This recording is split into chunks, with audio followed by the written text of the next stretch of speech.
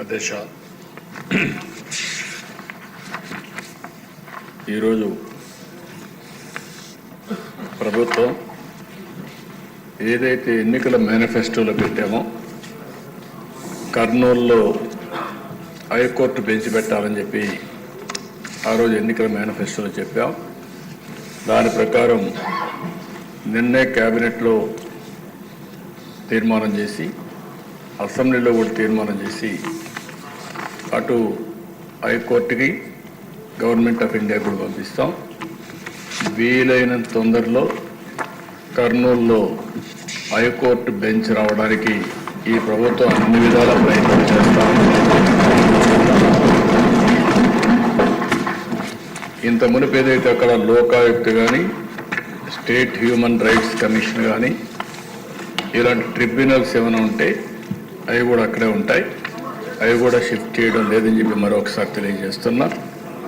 ఇది కాకుండా అధ్యక్ష, ఈరోజు ఈ ప్రభుత్వం వికేంద్రీకరణ ఎక్కడికక్కడ 1-2 సిటీసే కాకుండా ఈరోజు అన్ని ప్రాంతాల్లో సమగ్ర అభివృద్ధి కోసం కట్టుబడి ఉన్నాం.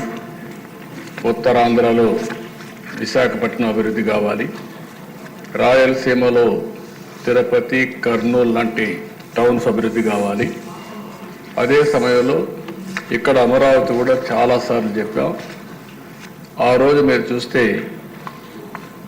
3 రాజధానులు అని చెప్పి 3 ముక్కలు ఆటాడి కడాన ఏ ప్రాంతం కూడా అభివృద్ధి కాకుండా చేశారు. ఆ రోజు కూడా రాష్ట్రం మొత్తం తిరిగి కర్నూలులో కూడా ధైర్యంగా మన రాజధాని ఏదంటే అమరావతిని చెప్పించింది తెలుగుదేశం పార్టీ, ఎన్డీఏ. విశాఖపట్నానికి వెళ్ళి విశాఖపట్నం మీటింగ్లోనే మన రాజధాని ఏదంటే అమరావతిని విశాఖపట్నం కూడా చెప్పారు. అంటే ఈ ప్రభుత్వం పైన ఒక నమ్మకం, చెప్పింది చేస్తారనే విశ్వాసం ఉంది. అందుకే ప్రజలు నమ్మే పరిస్థితికి వచ్చారు అధ్యక్ష. ఈరోజు ఇక్కడ ఉండే సభ్యులందరూ గుర్తుపెట్టుకోవాలి, రాయలసీమలో ఉండే ప్రజలందరూ కూడా ఆలోచించుకోవాల్సిన అవసరం ఉంది. ఈరోజు ఈ రాష్ట్ర సమగ్ర అభివృద్ధి ఒక్క తెలుగుదేశం పార్టీతోనే సాధ్యం అధ్యక్ష. చేశాం, చేసి చూపించాం.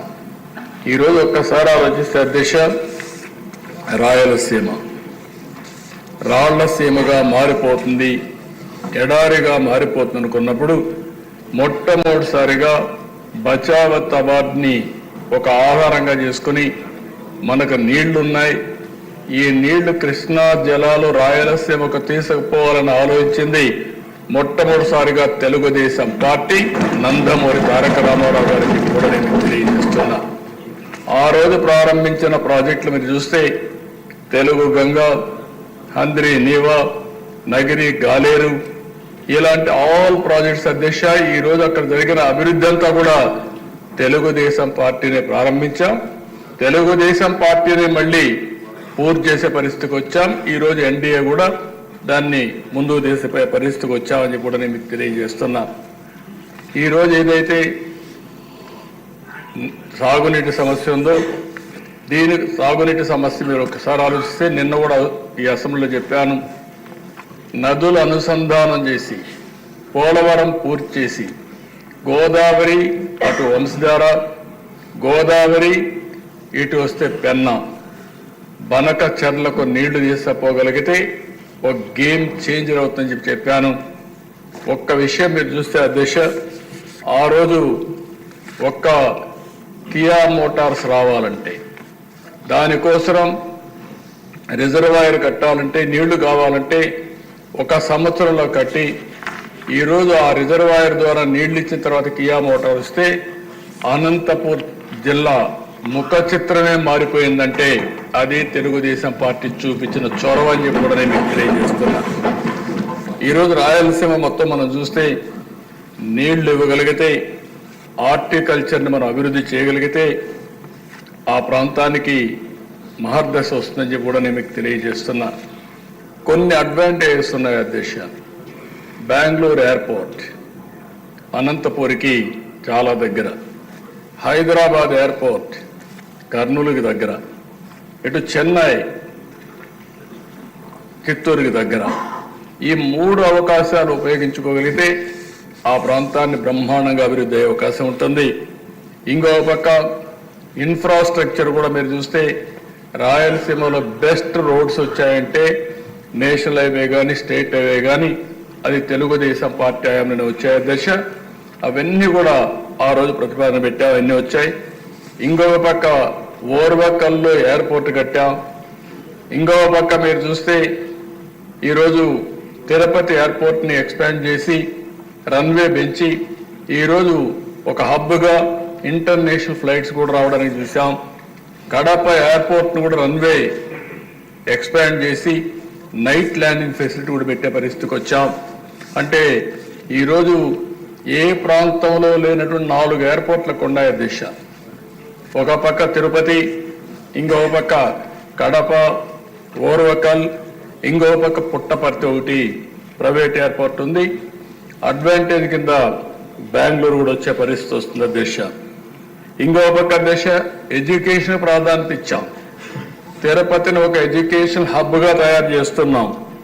ఐఐటి, ఐజర్, అదే మరిగా కల్నరీ ఇన్స్టిట్యూట్ ఒకటి, త్రిబుల్ ఐటి కర్నూలులో పెట్టాం, ఉర్దూ యూనివర్సిటీ కర్నూలులో పెట్టాం.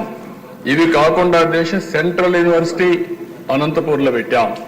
రాయలసీమని ఒక ఎడ్యుకేషన్ హబ్గా తయారు చేయాలని తెలుగుదేశం పార్టీ ముందుకు పోయాం. ఏదైతే ప్రజాగళంలో మిషన్ రాయలసీమ అనౌన్స్ చేశారో దానికి కట్టుబడి ఉండి తప్పకుండా మిషన్ రాయలసీమలో చెప్పిన ప్రతి ఒక్కటి కూడా తెలుగుదేశం పార్టీ ఎన్డీఏ ప్రభుత్వం పూర్తి చేస్తామని చెప్పి కూడా నేను మీకు తెలియజేస్తున్నాను. ఈరోజు అధ్యక్ష, రాయలసీమకి ఏదైతే హార్టికల్చర్ హబ్గా తయారు చేయాలని నీటి సమస్య ఉంది కాబట్టి 90%తో డ్రిప్ ఇరిగేషన్కు సబ్సిడీ ఇచ్చాం. ఆ 90% ఇస్తే గత ప్రభుత్వం దాన్ని కూడా తీసేసే పరిస్థితికి వచ్చారు. అలాంటి ఏ విషయంలో చూస్తే అధ్యక్ష రాయలసీమకు ఒక్క పని చేసిన దాఖలాలు లేవు. ఇండస్ట్రీ వచ్చిన తిరుపతిలో హార్డ్వేర్ హబ్గా తయారైందని తెలుగుదేశం పార్టీలో వచ్చింది. నిన్ననే మీరు చూస్తే కొప్పర్తి, ఓర్వకల్ 2 ఇండస్ట్రియల్ పార్కుల కోసం గవర్నమెంట్ ఆఫ్ ఇండియా శాంక్షన్ చేస్తే 2 కూడా రాయలసీమలో పెట్టి 5,000 కోట్ల రూపాయల దగ్గర దీనికి శాంక్షన్ చేశాం. అదే మరి ఓర్వకల్లో డ్రోన్ సిటీగా తయారు చేశాం. మ్యానుఫ్యాక్చరింగ్ కానీ యూస్ కేసెస్ తయారు చేయడం కానీ సర్టిఫికేషన్ కానీ కేంద్రంగా తయారు చేశాం. అందుకే కర్నూలు టౌన్ని ఒక మంచి టౌన్గా తయారు చేయాలనేది తెలుగుదేశం ప్రభుత్వం యొక్క సంకల్పం. తప్పకుండా చేస్తాం.